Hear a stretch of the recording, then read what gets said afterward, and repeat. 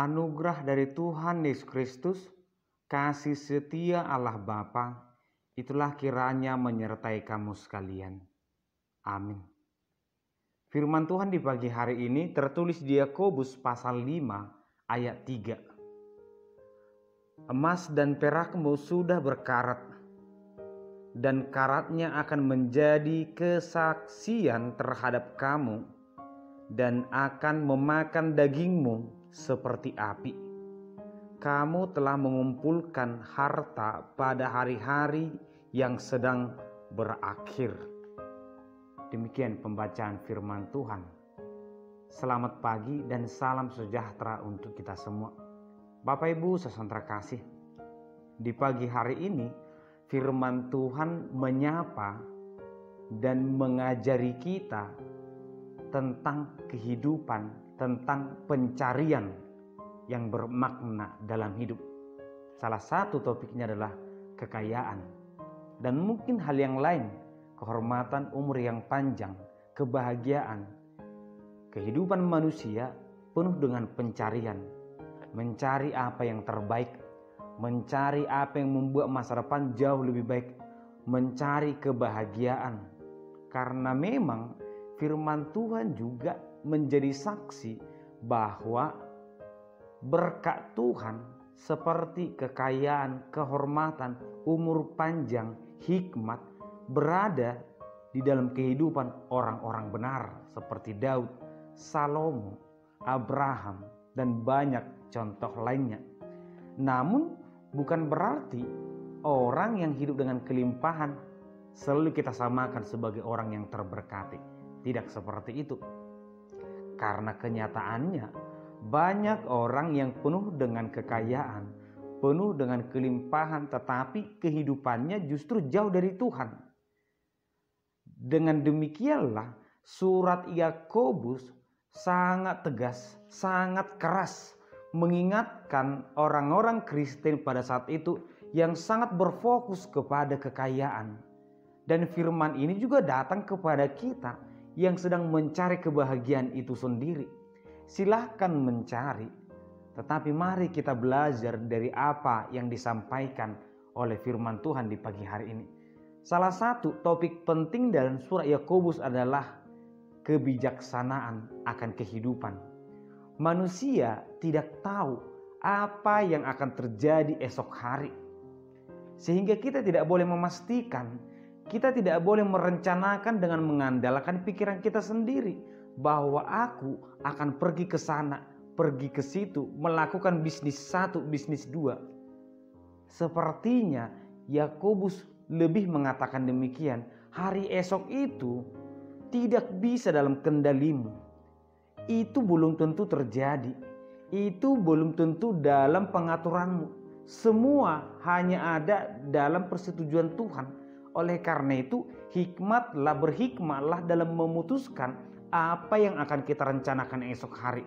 Artinya kita boleh berencana, tetapi kita jangan memaksakan, apalagi mengandalkan kekuatan. Lebih baik kita berkata, jika Tuhan berkehendak, aku akan melakukan 1, 2, dan 3. Artinya, hikmat manusia betul-betul mengajari kita bagaimana bertindak hari ini dan bertindak untuk hari esok. Topik kedua adalah tentang kekayaan.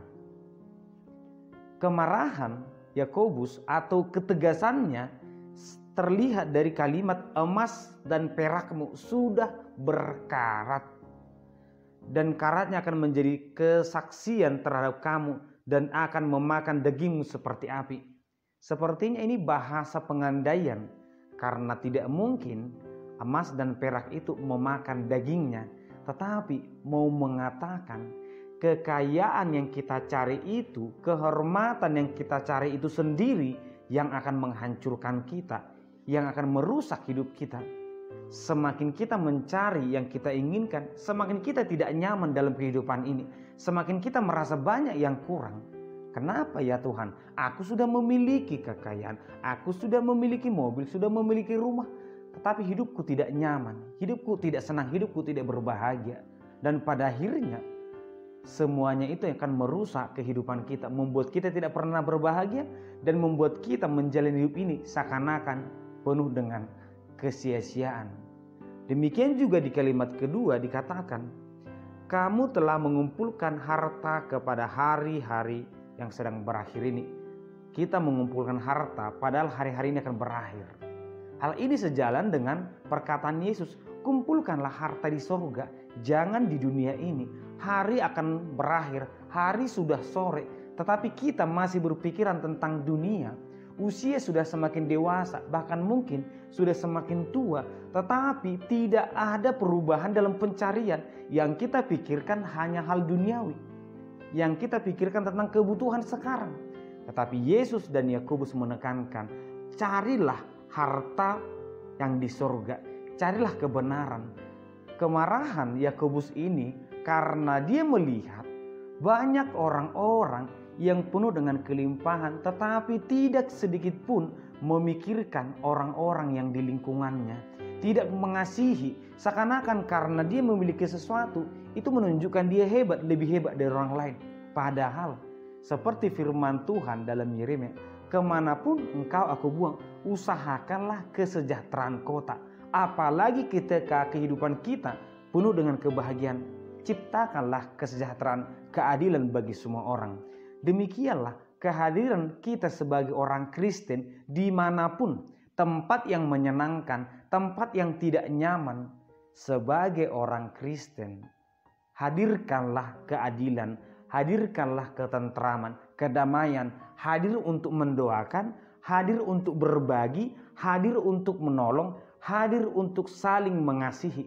Demikianlah apapun perjalanan hidup kita, keadaan hidup kita di pagi hari ini, jangan kita berfokus kepada keadaan, tetapi berfokuslah apa yang Tuhan inginkan dari kita di pagi hari ini. Hanya satu, hiduplah dengan keadilan, hiduplah saling mengasihi. Tuhan memberkati. Terima kasih Tuhan, di pagi hari ini kami bersyukur mendengarkan firman-Mu yang mengajarkan kami Tuhan untuk hati-hati dalam pencarian hidup, agar kiranya kami tetap mengasihi, mensyukuri pemberian-Mu Tuhan. Kami menyadari hidup kami untuk mengasihi sesama kami. Berkati kami dalam nama Yesus Kristus, kami berdoa. Amin.